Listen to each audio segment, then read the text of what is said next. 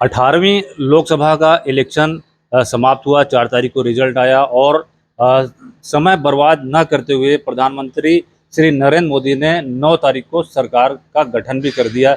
यानी कि सरकार ने उस दिन प्रधानमंत्री ने उस दिन अपने पद की शपथ भी ले ली। इसके साथ ही नई सरकार प्रधानमंत्री श्री नरेंद्र मोदी की तीसरा टर्म उनका शुरू हो गया और संसद में जो संसद की सदस्यता की शपथ ली जाती है उसमें सभी सदस्यों ने संसद सदस्यता की शपथ ली। और उसके साथ आपने देखा होगा और इसके पहले आपने इलेक्शन में देखा होगा कि बार बार संसद की संविधान की प्रतियां लहराते जनप्रतिनिधि दिखाई दिए और खासकर इंडी गठबंधन के जो नेता थे वह दिखाई दिए। और इसके अतिरिक्त आपने देखा होगा कि इंडी गठबंधन के जितने भी नेता थे संसद में संसद की सदस्यता ग्रहण करते समय भी संविधान की प्रतियां दिखाते हुए दिखाई दिए। उसके अतिरिक्त पूरे इलेक्शन में यह बात उठती रही संविधान रक्षा की, आरक्षण रक्षा की, संविधान बचाओ, लोकतंत्र बचाओ की। तो लोकतंत्र बचाना कितना जरूरी है, लोकतंत्र को किससे खतरा है और लोकतंत्र पर कब कब खतरा आया, इस बात को जानना आने वाली पीढ़ियों के लिए बहुत जरूरी है। और इस विषय में हम बात करने के लिए एक ऐसी शख्सियत से मुलाकात कर रहे हैं जिनका आपातकाल का अपना प्रत्यक्ष का अनुभव है और यह आपातकाल के योद्धा भी हैं और इनका जेल जाना भी हुआ। तो संविधान रक्षा, लोकतंत्र रक्षा और उस काल के अनुभव के साथ हम यह जानना चाहेंगे कि जो अभी वर्तमान सरकार ने 25 जून 1975 को जो इमरजेंसी आपातकाल लागू हुआ था उसके संदर्भ में 25 जून को संविधान हत्या दिवस मनाने का नोटिफिकेशन जारी किया और उसके साथ 25 जून संविधान हत्या दिवस के रूप में आगे से मनाया जाएगा। और यह इसलिए मनाया जाएगा ताकि आने वाली पीढ़ियां जान सके कि हमारा संविधान क्या है, हमारे संविधान को खतरे क्या हैं और हमारे संविधान पर अतीत में किस तरीके का खतरा आया और किससे खतरा रहा और आज संविधान रक्षा की कौन बात कर रहा है। तो हम अपनी चर्चा को आगे बढ़ाते हैं। आप सभी का स्वागत और नमस्कार मेरे YouTube channel info highway India में। मैं अपने साथ छोटा सा परिचय दे दूं। वर्तमान में सेवानिवृत्त हैं, कॉमर्स के प्रवक्ता रहे हैं इंटर कॉलेज में, ओवर इंटर कॉलेज में और आपातकाल का इनका प्रत्यक्ष अनुभव है। तो बात करते हैं कि संविधान हत्या दिवस सरकार जो मनाने जा रही है वह क्यों जरूरी है आने वाली पीढ़ियों के लिए और इसकी क्या आवश्यकता पड़ी। गुरु जी बहुत बहुत धन्यवाद हमारे YouTube channel info highway India में। और आप यह बताइए कि यह जो संविधान रक्षा की जो बात पूरे इलेक्शन में विपक्षियों के द्वारा, इंडी गठबंधन के द्वारा किया गया पूरे इलेक्शन में कि संविधान बचाओ, लोकतंत्र बचाओ, तो इसके बाद वर्तमान सरकार ने संविधान के इसी प्रकरण को देखते हुए संविधान हत्या दिवस के रूप में 25 जून को मनाना तय किया है। तो इस विषय में आप थोड़ा सा बताएं कि इसकी क्या जरूरत पड़ी और कब संविधान की हत्या हुई और संविधान के एक्चुअल हत्यारे हैं कौन। वास्तव में संविधान हत्या दिवस मनाने का कार्य और घोषित करने का कार्य अति विलंब से हुआ। यह कार्य तो 1977 में ही 25 जून को होना चाहिए था, लेकिन इस सरकार ने काफ़ी विलंब कर दिया। लेकिन देर आयत दुरुस्त आयत और यह बहुत आवश्यक है संविधान हत्या दिवस मनाना, क्योंकि इसका षड्यंत्र तो 1956 में ही शुरू हो गया जब धारा 370 घुसेड़ा गया संविधान में और बिना संविधान का नाम है कहा जाए बिना संसद की राय लिए हुए और उसको घुसेड़ा गया। और उसके साथ ही धारा 14, 15, 16 और धारा 29, 30 को भी संविधान की पीठ में छुड़ा घोंपा गया। यह सिर्फ इसलिए किया गया कि इसको एक मजहबी देश बनाने की योजना, षड्यंत्र रहा इसके पीछे।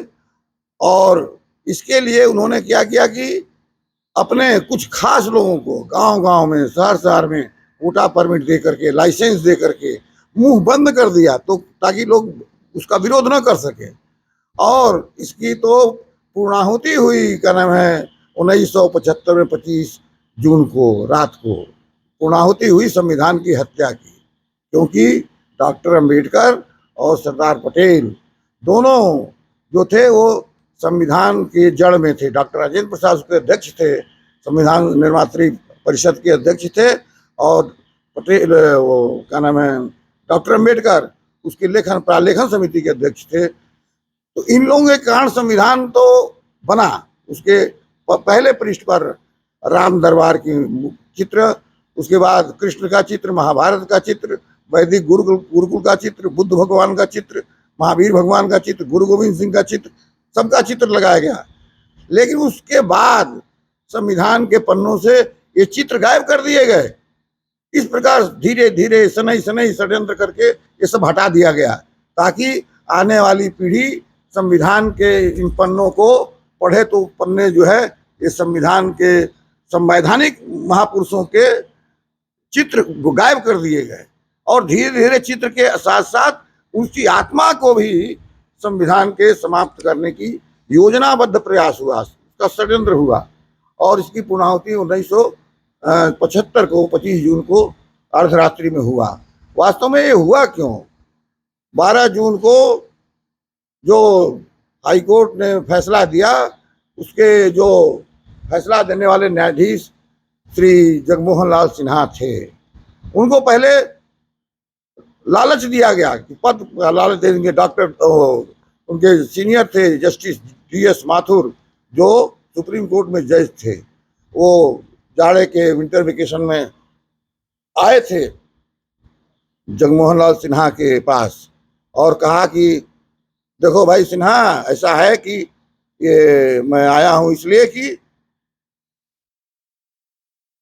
जो फैसला है इंदिरा गांधी का, प्रधानमंत्री का, वो उसके बारे में आया हूं। इतना ही सुनते ही डॉक्टर जगमोहन लाल सिन्हा खड़े हो गए और अपनी पत्नी से कहा कि मिस्टर माथुर को चाय पिलाओ, मैं अभी आ रहा हूं। उसी समय दिसंबर के महीने में ही उन्होंने जा कर के इंदिरा गांधी को सूचित कर दिया कि फैसला आपके खिलाफ आने वाला है। और उसके बाद इंदिरा गांधी ने उस समय उनको धमकी भी दी, पद के लालच, पहले तो लाभ का लालच दिया, प्रलोभन दिया, और उसके बाद धमकी दिया कि हम जो है हम आपको खत्म करा सकते हैं। फिर उसके बाद उन्होंने पैसे का लालच दिया, तो पद का, पैसे का प्रलोभन दे करके और इंदिरा गांधी ने उनको अनुकूल करने का प्रयास किया। लेकिन जगमोहन लाल सिन्हा जो है सतर्क हो गए और न्याय के प्रति दृढ़ हो गए। इसके बाद उन्होंने देखा कि कहीं ऐसा हो कि हमारा जो प्राइवेट स्टेनो है उसको भी हटा दिया। उन्होंने देखा कि कुछ शब्दों की गड़बड़ी हो रही है तो उसको भी हटा दिया। यह बात उस समय तत्कालीन जो हाई कोर्ट में सीनियर एडवोकेट श्री ज्ञानचंद द्विवेदी थे, उन्होंने हमको बताया। जब उन्होंने हमसे पूछा तो मैंने कहा मेरा तो हाई कोर्ट से ही हमारे श्री ज्ञानंद जी का जमानत हुआ है। तब उन्होंने इस बात को खोला कि जगमोहन लाल सिन्हा के साथ ऐसे ऐसे हुआ। जगमोहन लाल सिन्हा को भय हो गया, जब धमकी मिली तो भय हो गया, तो उनकी बाउंड्री जो है तत्कालीन DM ने 8 फीट के बजाय 16 फीट करा दिया।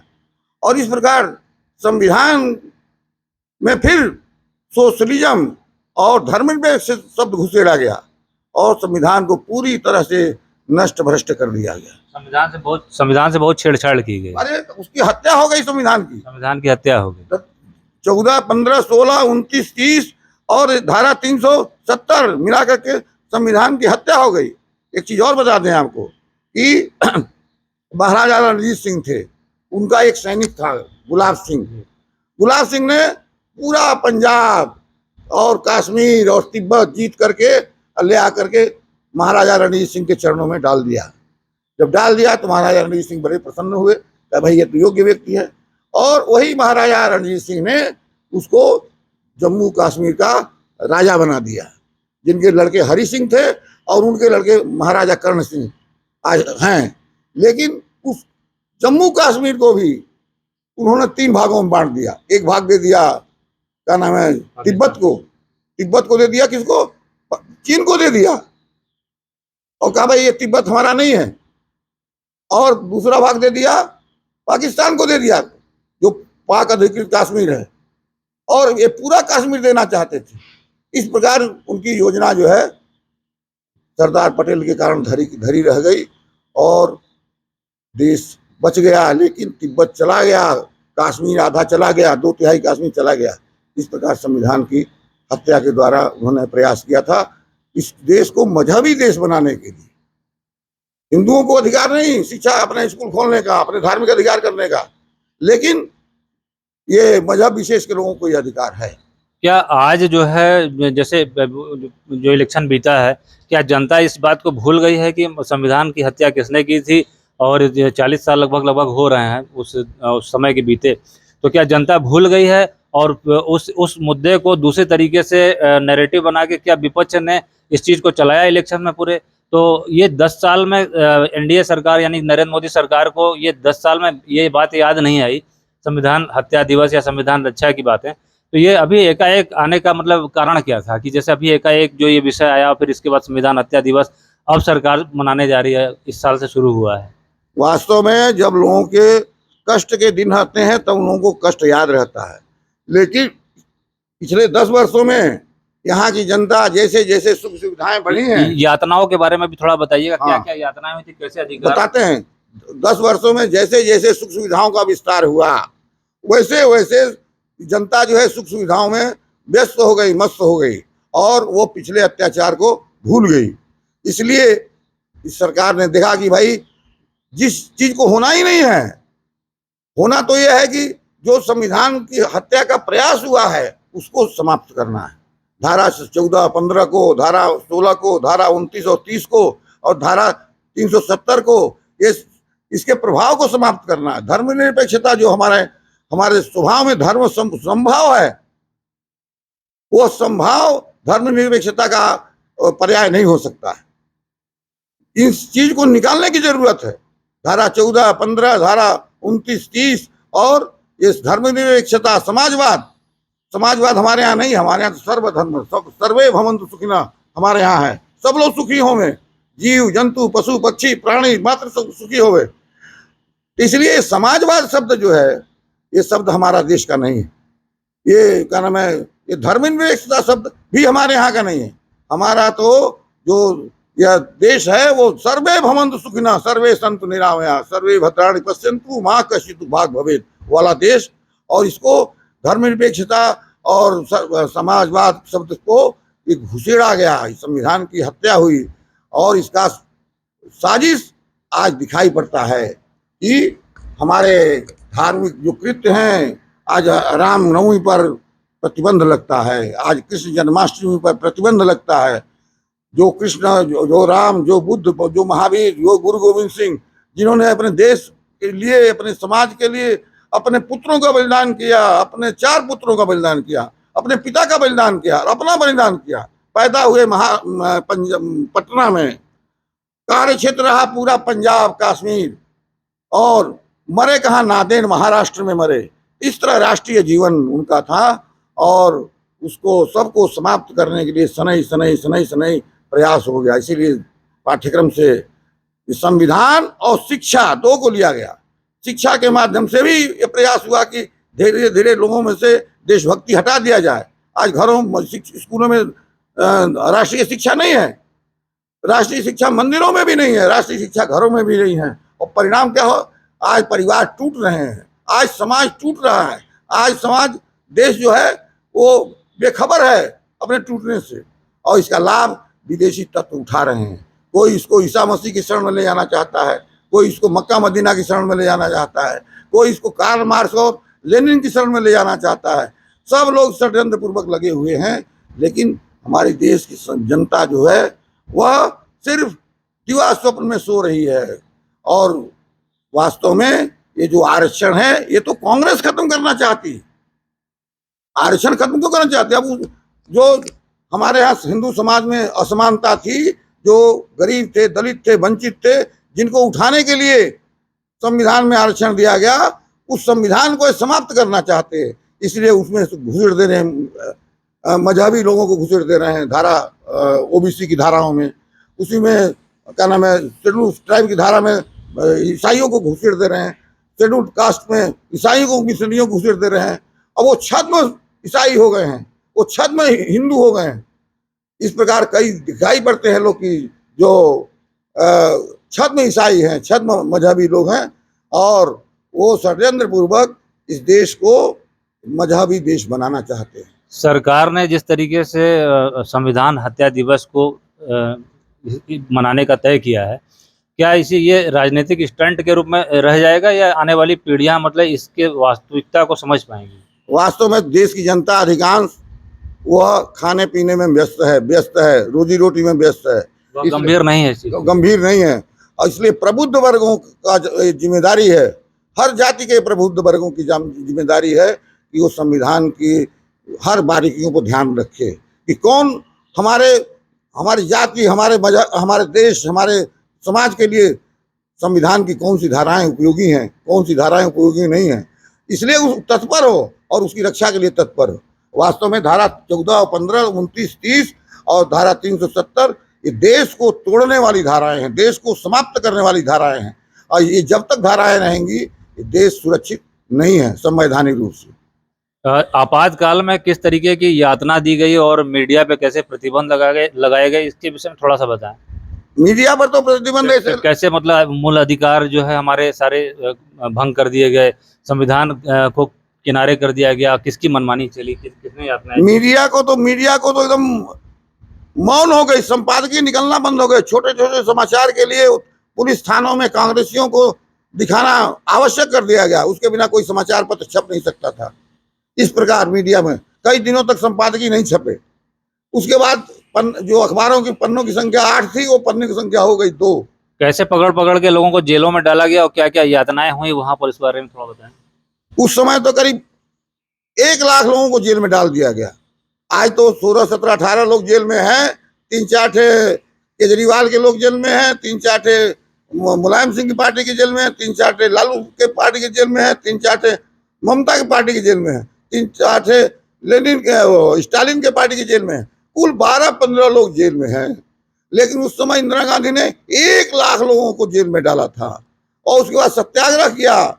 जब इसके लिए संघ के लोगों ने, तो उसमें करीब 30,000 स्वयंसेवकों ने सत्याग्रह किया था और उस सत्याग्रह के द्वारा वो जेल में गए थे।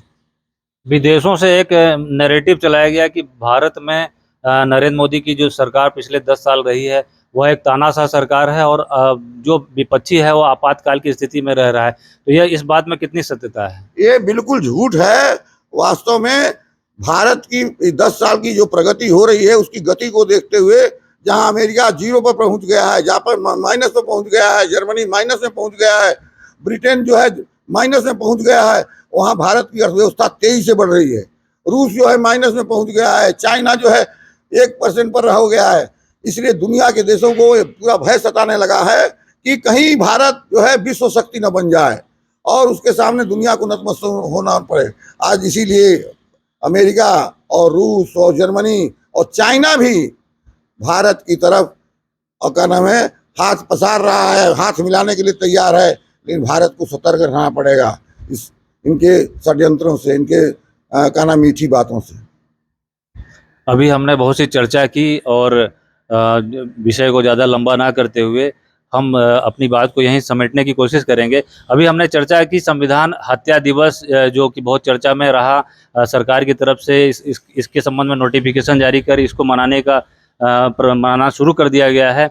और इसके अलावा आपने देखा होगा पूरे इलेक्शन में लोकतंत्र हत्या, संविधान रक्षा की बात होती रही, तो वह उसमें कितना दम है और इंडी गठबंधन की तरफ से क्या यह सिर्फ साजिश थी भारत की जनता को इलेक्शन के समय बहकाने की, भरमाने की, क्या जो मिथ्या प्रयास किया गया इस दिशा में और इसका चुनाव पे असर भी पड़ा और लोगों के बीच में इस भ्रम को डालकर कहीं ना कहीं इंडी गठबंधन ने थोड़ी बढ़त भी हासिल की। उसी का परिणाम हुआ कि सरकार पहले जैसी मजबूती के साथ नहीं बन पाई है, लेकिन सरकार तो प्रधानमंत्री श्री नरेंद्र मोदी की बन गई है। लेकिन आने वाले समय में जो हमारी पीढ़ियां हैं उनको इस बात का अध्ययन करना चाहिए और गंभीरता से एक बार विचार करना चाहिए कि जो देश में पहली बार आपातकाल लगा था उस समय कैसी यातनाओं से देश गुजरा था, कैसी यातनाओं से देशभक्त गुजरे थे, मीडिया को क्या क्या झेलना पड़ा था और संविधान कितना सुरक्षित रहा था। संविधान के दरअसल जो वास्तविक हत्यारे हैं वो हैं कौन और कौन संविधान रक्षा की बात कर रहा है, यह जानना आने वाली पीढ़ियों के लिए बहुत जरूरी है।